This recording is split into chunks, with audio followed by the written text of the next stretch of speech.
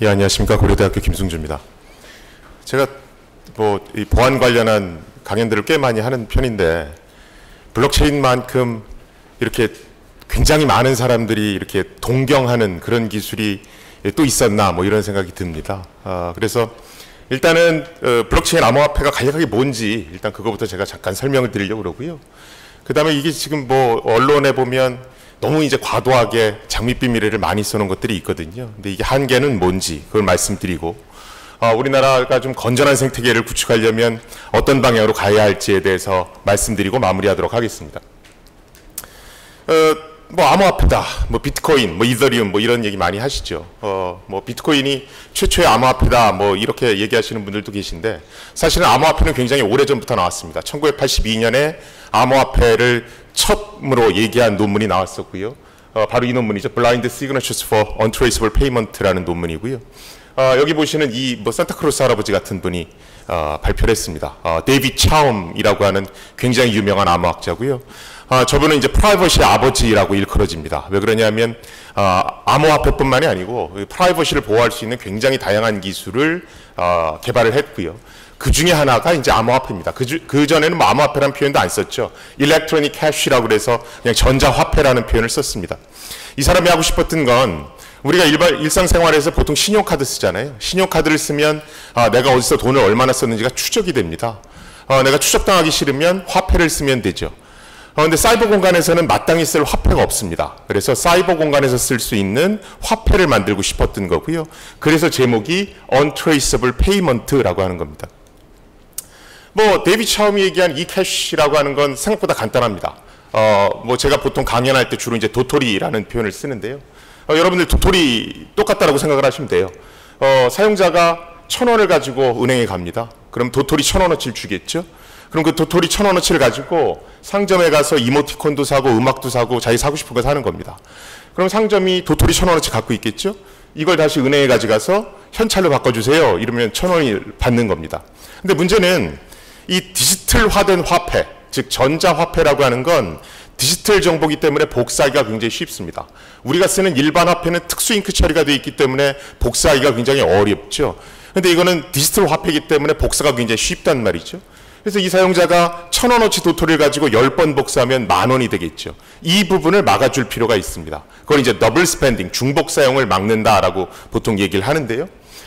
그걸 막는 방법은 뭐 간단합니다. 이 은행이 장부를 하나 갖다 놓고 예를 들어 도토리가 들어왔죠? 그럼 도토리가 일련 번호가 뭔지를 봅니다. 그래서 예를 들어 1477번이다 그러면 1477번 도토리 사용됨 이렇게 블랙리스트에 쓰는 겁니다. 그럼 그 다음에 복사된 도토리가 또 오면 1477번은 이미 사용됐으니까 지급 거절을 하면 되죠. 그렇죠? 그런데 2008년에 사토시 나카모토가 만든 비트코인은 이해가 좀 다릅니다. 2008년도에는 금융위기가 있었죠. 그래서 사토시 나카모토는 기본적으로 은행에 대한 불신이 굉장히 큽니다. 그러니까 얘를 없애고 싶었던 거거든요. 그래서 은행이 없는 상태에서 암호화폐를 만들고 싶단 말이죠. 근데 은행을 없애면 무슨 문제가 생기냐면 중복 사용을 잡을 수 없는 문제가 생기기 시작합니다. 우리가 보통 경찰서가 없어지면 경찰서의 역할을 사람들이 하죠. 자경단을 구성해서 사람들이 합니다. 비트코인도 똑같습니다.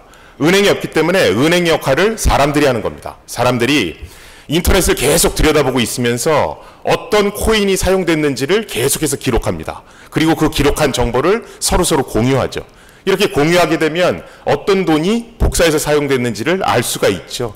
그 기술을 이제 소위 블록체인이라고 얘기를 합니다. 뭐 블록체인 실제로 어떻게 쓰는지, 비트코인 어떻게 쓰는지 이제 못 보신 분들도 계실까봐 제가 잠깐 보여드리면 비트코인 뭐 그렇게 어렵지 않습니다. 우리가 인터넷 뱅킹에서 계좌 이체하는 거랑 똑같다라고 생각을 하시면 됩니다. 여기 1C, 8Z, 6X 뭐 이렇게 들어있는 거 있죠. 이게 이제 계좌 번호입니다. 우리가 은행에서 인터넷 뱅킹 하려고 그러면 계좌 번호부터 개설해야 되죠. 비트코인에서는 이런 식으로 생겼고요. 실명 확인을 거치지 않기 때문에 익명성이 보장된다는 특징이 있습니다.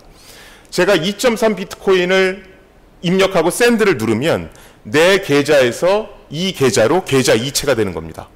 이 숫자가 생각보다 복잡하니까 보통 상점에는 QR코드가 있죠. 그래서 QR코드를 찍으면 이렇게 계좌번호로 바뀌는 겁니다. 자, 우리가 실제로 인터넷 뱅킹에서는 계좌 이체할 때 뭘 씁니까? 공인인증서라고 하는 걸 쓰죠. 비트코인 속에도 공인인증서와 똑같은 기술적 메커니즘이 들어있습니다.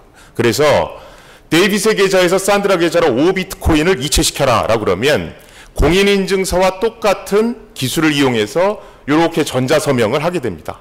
그러면 계좌 이체가 일어나는 거죠. 그렇죠? 그런데 인터넷 뱅킹과 비트코인은 차이가 나는 점이 딱 하나 있습니다. 뭐냐면 일반 인터넷 뱅킹에서는 이런 모든 계좌 이체 기록들이 은행의 서버에 기록이 되죠. 그런데 비트코인은 은행이 없단 말이죠. 중앙 서버라는 게 없습니다. 그래서 이 모든 계좌 이체 내역들을 사람들이 스스로 전부 다 장부에 기록한 다음에 자기 PC에 다 보관하고 있는 겁니다. 자, 그럼 실제로 어떻게 돌아가는지 한번 볼게요. 제가 블록체인 합의 기술을 이렇게 썼습니다. 그러면 블록이 뭐고 체인이 뭐고 합의가 뭔지를 제가 설명을 드릴게요. 자, 블록이라고 하는 건 장부의 한 페이지라고 생각하시면 됩니다. 보통 비트코인 같은 경우에는 10분마다 장부가 한 페이지씩 만들어집니다. 그럼 10분 동안 인터넷을 열심히 들여다보고 있으면 계좌 이체가 여러 건이 발생하겠죠. 데이빗이 산드라한테 5비트코인 보내고 리사가 산드라한테 7비트코인이 보이고 메리가 존한테 10비트코인 보내고 여러 거래들이 있을 겁니다. 그럼 그 거래 내역들이 이렇게 한 페이지에 다 기록됩니다. 리사가 산드라한테, 메리가 존한테, 데이빗이 산드라한테. 보통은 계좌 번호만 기록되죠. 그렇죠? 근데 장부 한 페이지들이 따로따로 놀면 의미가 없죠. 시간 순서대로 잘 정렬될 필요가 있죠. 그래서 우리가 체인이라는 용어를 쓰는 겁니다. 그래서 따로따로 놀고 있는 장부의 한 페이지를 보안에서 얘기하는 특수한 기술이 있습니다. 해시함스라는 기술이 있는데 그걸 이용해서 이렇게 쭉 연결시키는 겁니다. 일단 장부의 한 페이지가 앞에 체인에 연결이 되면 그 장부의 내용은 더 이상 변경할 수가 없습니다. 그래서 우리가 보통 블록체인 얘기할 때 위변조에 굉장히 강하다 이렇게 얘기하는 겁니다. 그리고 보통은 이 모든 장부 내역, 이 모든 거래 내역이 은행의 중앙 서버에 보관되지만 비트코인에서는 이 모든 거래 내역이 여기 계신 여러분들 개개인의 PC에 다 저장되는 겁니다. 그러다 보니까 투명성이 극대화되죠. 보통 우리가 은행에 있는 서버는 우리 마음대로 볼 수 없잖아요. 근데 이 데이터 내역은 여러분들 PC에 다 들어있기 때문에 누구든 원하면 볼 수가 있습니다.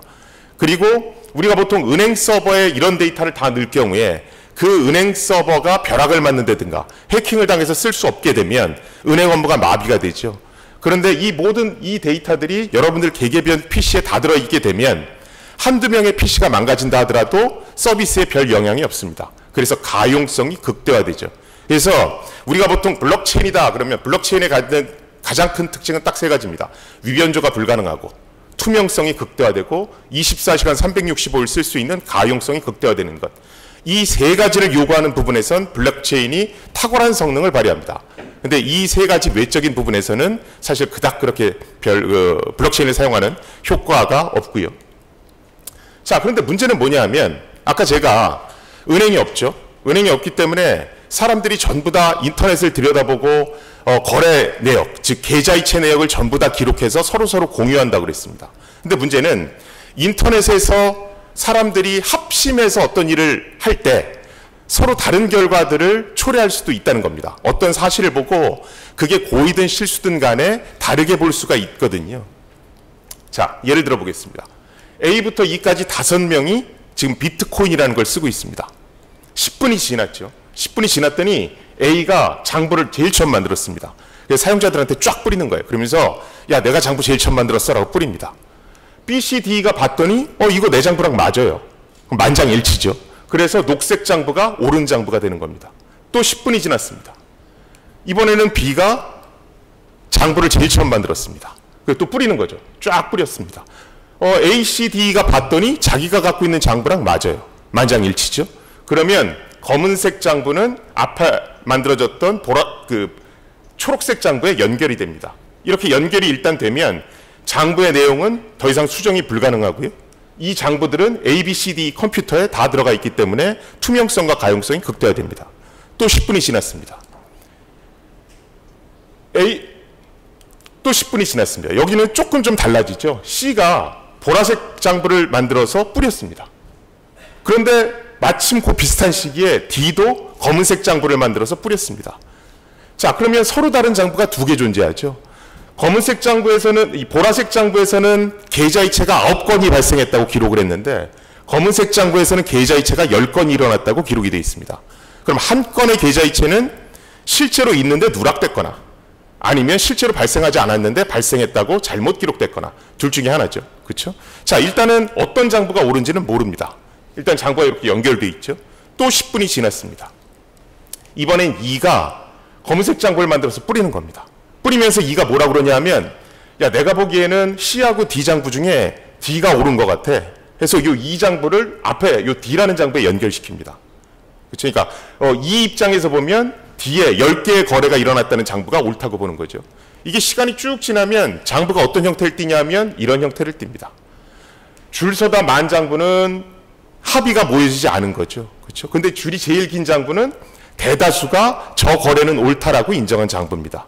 그래서 우리가 보통 블록체인이라고 얘기할 때는 이 길이가 제일 긴 라인에 서 있는 것들이 옳다고 인정받은 장부입니다. 이렇게 얘기하는 겁니다. 보통 우리가 어떤 장부가 있을 때 그 장부가 옳은지 그른지 판단하려면 뒤에 한 6개 정도는 줄을 서야 된다고 얘기합니다. 그럼 장부 하나 만들어지는데 10분이죠? 6개가 줄을 서려면 1시간을 기다려야 된다는 얘기입니다. 즉, E라는 장부가 옳은지 판단이 되려면 1시간이 지나야 6개가 줄을 서야 판단할 수 있다는 얘기죠. 그래서 우리가 보통 암호화폐를 쓸 때는 슬로우 페이먼트, 즉 우리가 보통 맥도날드 같은 데는 돈 주자마자 음식이 나오잖아요. 그런 거 말고 인터파크에서 책 살 때처럼 돈 주고 한참 있다가 물건이 배달되는 그런 시스템에 쓰라고 하는 게 바로 이 이유 때문입니다. 이 줄 서는데 기다려주는 시간이 필요하거든요. 자, 근데 우리가 보통 블록체인 얘기할 때 제일 많이 얘기 나오는 게 채굴입니다. 채굴. 요새 포털 사이트가 아주 순환이죠. 뭐 드루킹 사건 때문에요. 드루킹 사건의 핵심은 한 사람이 아이디를 굉장히 여러 개를 사서 어떤 좋아요를 조작하는 거죠. 그러니까 평판도 조작을 하는 겁니다. 문제는 비트코인, 블록체인에도 그 똑같은 게 가능하다는, 똑같은 공격이 가능하다는 문제가 있습니다. 뭐냐면 이 사람이 드루킹입니다. 드루킹인데 아이디 100개, 허위 아이디 100개를 삽니다. 사서 그 100개의 아이디 갖고 가짜 장부 100개를 만들어내는 겁니다. 그 다음에 보라색 뒤에다 갖다 붙이면 좀 전까지 옳은 장부는 얘였죠. 그렇죠? 근데 옳은 장부가 일로 바뀌었죠. 그렇죠? 이런 평판도 조작이 가능합니다. 이걸 이제 전문적으로 뭐 시빌 어택 이렇게 얘기하는데, 이 평판도 조작을 이제 막는 장치가 필요한 겁니다. 그래서 우리가 보통 얘기하는 게 암호 퍼즐 얘기를 하는 겁니다. 뭐 암호 퍼즐 얘기하면 해시 함수가 어쩌고저쩌고 해서 뭐 얘기 나오는데 그렇게 신경 안 쓰셔도 되고요. 그냥 암호 퍼즐은 캡차 비슷한 거라고 생각하시면 됩니다. 이런 거 많이 보시죠? 그렇죠? 아이디 패스워드 등록할 때 이거 사람이 열심히 들여다봐야 알 수 있잖아요. 비트코인은 10분 정도 들여다봐야 풀 수 있는 이런 어려운 캡차 비스무리한 게 들어가 있다고 보시면 됩니다. 그래서 어떻게 해놨냐면 너희들 장부 만들 때 장부에다가 캡차 코드 하나씩 풀어서 붙여 이렇게 얘기하는 겁니다. 그러면 드루킹은 자기가 혼자 캡차 100개를 풀어서 100개 장부에다 붙여야 되죠. 그렇죠? 근데 일반적인 경우라면 100명의 사용자가 각각 캡차 한 개씩 풀어서 장부 100개를 만들면 됩니다. 위아래 비교했을 때 이 장부가 만들어지는 속도가 훨씬 빠르죠. 그래서 평판도 조작을 당할 염려가 떨어지는 겁니다. 실제로 장부는 이렇게 생겼습니다. 이게 장부의 페이지 번호고요. 아까 제가 사슬처럼 연결되어 있다고 그랬죠. 그래서 앞 장부의 페이지 번호가 들어가고요.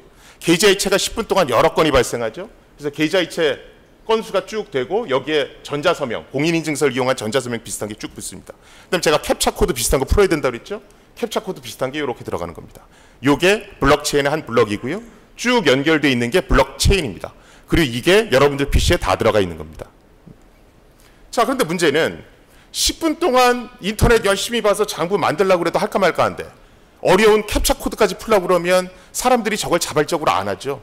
그렇죠? 그래서 사토시 나카모토가 아이디어를 하나 냅니다. 뭐냐면 너희들 장부를 열심히 만들고 캡차 코드 열심히 풀으면 그 장부를 최초로 만든 사람한테 보상을 해줄게 이렇게 얘기하는 겁니다. 그 보상을 얼마 해줬냐면 50비트코인을 해줬죠.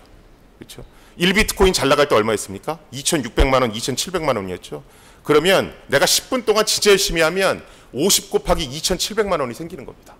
이러면 이제 얘가 달라지죠. 그러니까 사람들이 엄청나게 열심히 하는 겁니다.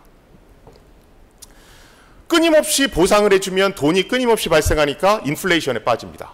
그래서 사토시 나카모토는 어떤 장치를 했냐면 4년마다 이 보상 금액이 절반으로 떨어지도록 했습니다. 그럼 초기 4년엔 50비트코인, 그 다음 4년엔 25비트코인, 그 다음 12.5 이렇게 계속 떨어지겠죠. 이렇게 떨어지다 보면 궁극엔 0이 될 것이고 2,100만 개의 비트코인이 다 발행되면 더 이상 보상으로 줄 돈이 없어집니다. 이렇게 되고 나면 우리가 보통 신용카드 긁을 때 수수료 떼잖아요. 그 신용카드 수수료 떼듯이 비트코인을 쓸 때마다 수수료를 떼서 그걸 보상으로 주도록 설계를 해놓은 겁니다. 자, 이게 지금 암호화폐 블록체인의 기본 골격이고요. 자, 그럼 이 블록체인이 과연 어떤 문제들을 갖고 있는가? 일단 블록체인이 갖고 있는 여러 문제 중에서 가장 어려운 세 가지 문제를 꼽아라. 그러면 탈중앙화, 확장성, 합의 이 세 가지를 꼽습니다. 현재 기술로 이 세 가지를 동시에 해결하는 기술은 제가 알고 있는 한 존재하지 않습니다. 앞으로 미래 기술이 더 발전한다면 모르겠죠. 이 친구는 비탈릭 부테린이라고 하는 친구입니다. 이 친구가 한 얘기가 얼마 전에 서울에 왔었죠.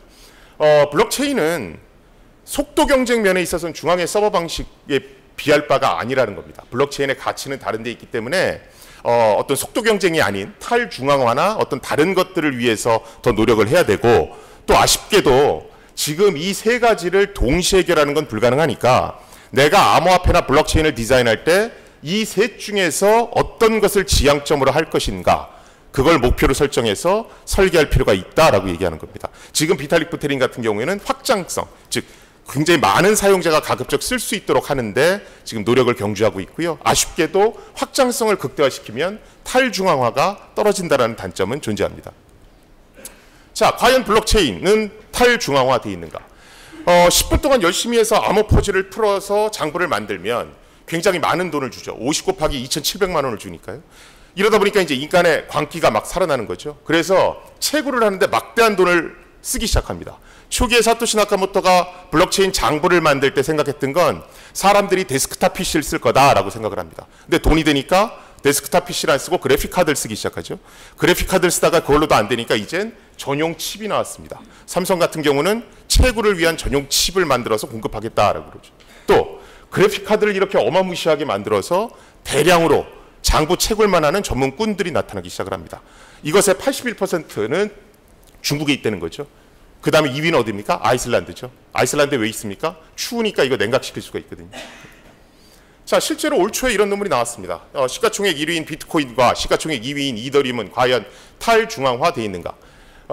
비트코인 같은 경우에는 상위 4개의 전문꾼들, 이더리움 같은 경우에는 상위 3개의 전문꾼들이 장부를 좌지우지할 수 있다. 그래서 탈중앙화되어 있지 않다.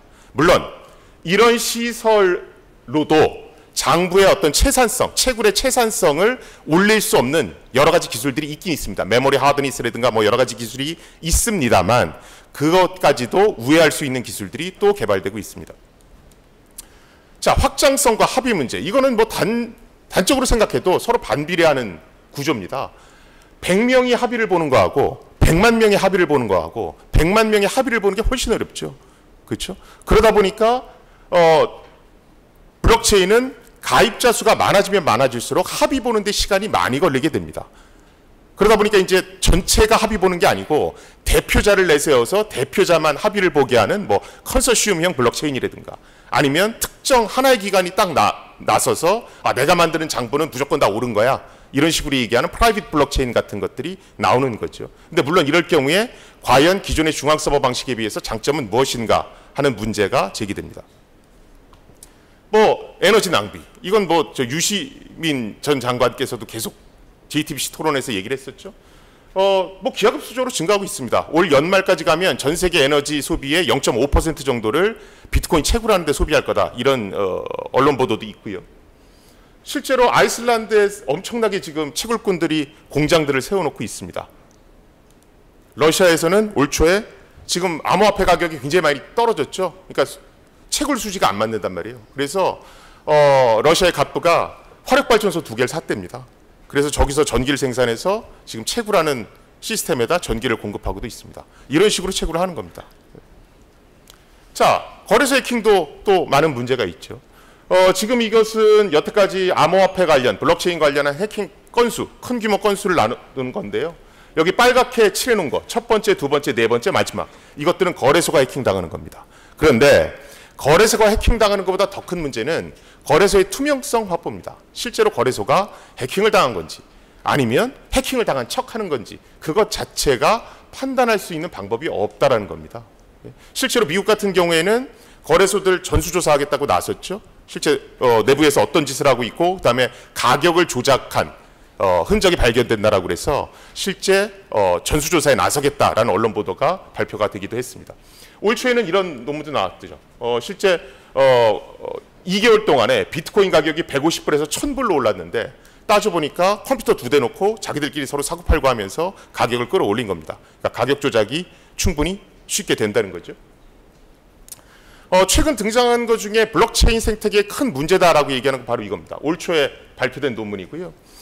비트코인이 기반하고 있는 블록체인에는 상식적으로 생각했을 때 비트코인과 관련한 계좌이체 정보, 거래 정보가 기록되는 게 맞습니다. 그런데 일련의 연구자들이 조사를 해보니까 블록체인 거래 내역 중에 1.4% 정도에는 비트코인하고 전혀 상관없는 거래 내역이 있다는 겁니다. 아동 포르노, 회사 기밀, 저작권 관련한 정보가 있다는 거고요. 그래서 지금 개인정보 보호 쪽 주장하시는 분들은 블록체인이 개인정보 보호 문제를 조기에 해결하지 못하면 블록체인 생태계가 위기에 맞을 거다 이런 얘기를 합니다. 왜 그러냐면 우리가 보통 중앙에 기관이 없어, 투명한 거, 이런 너무 좋은 세상이 올까 이렇게 생각했잖아요. 근데 그걸 거꾸로 놓고 예를 들어서 리벤지 포르노라든가 내 어떤 프라이버시를 침해할 수 있는 정보를 누군가가 블록체인에 올렸습니다. 그렇게 올리면 내가 죽을 때까지, 내가 죽은 이후로도 그 기록은 내릴 수 있는 방법이 없습니다. 블록체인은 누구도 볼 수 있고 일단 체인에 물리면 위변조가 불가능하거든요. 우리가 네이버나 다음이나 구글에 올라가면 네이버나 다음 구글에 전화해서 내려달라고 얘기할 수라도 있습니다. 잊혀질 권리죠. 근데 여기는 탈중앙화돼 있죠. 얘기할 사람이 없습니다. 그래서 사실은 블록체인에서 프라이버시 보호를 하는 일이 생각보다 그렇게 쉽지는 않습니다. 요새는 뭐 체인을 이중으로 구성해서 뭐 해시값을 저장한다거나 이런 기술도 있긴 있습니다. 근데 그렇게 하는 순간 블록체인이 갖는 가용성 부분에 문제가 생기기 시작을 합니다. 아무튼 블록체인은 여러 가지 각광을 요새 주목을 많이 받고 있기 때문에 새로운 사업 모델 같은 것도 실제로 많이 나오고 있습니다. 대표적인 것들이 스티밋 같은 거죠. 우리가 보통 네이버 같은 데서 보시면 블로그가 있죠. 블로그에 글을 쓰고 거기서 좋아요를 많이 받으면 이제 파워 블로거가 돼서 광고 요청도 들어오고 광고 수익도 발생하고 이럽니다.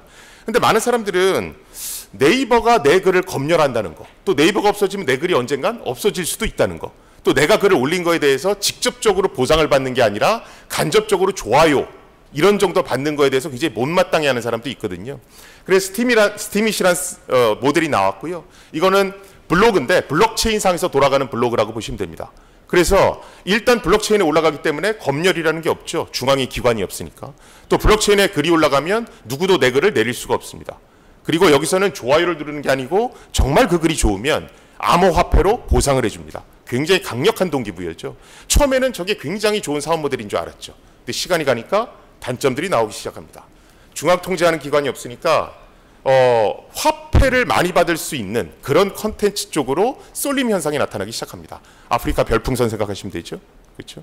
그 다음에 내가 그 글을 썼음에도 불구하고 일단 글이 올라가면 내가 그걸 수정 못하는 문제가 생깁니다. 그렇죠? 그러니까 블로그에 글 하나 올리려고 내가 굉장히 심사숙고를 해야 되는 거죠. 자, 우리가 보통 블록체인 얘기할 때 암호화폐가 있죠. 그렇죠? 암호화폐가 있습니다. 근데 암호화폐의 어떤 중복 사용 문제를 해결하기 위해서 장부가 필요했고요.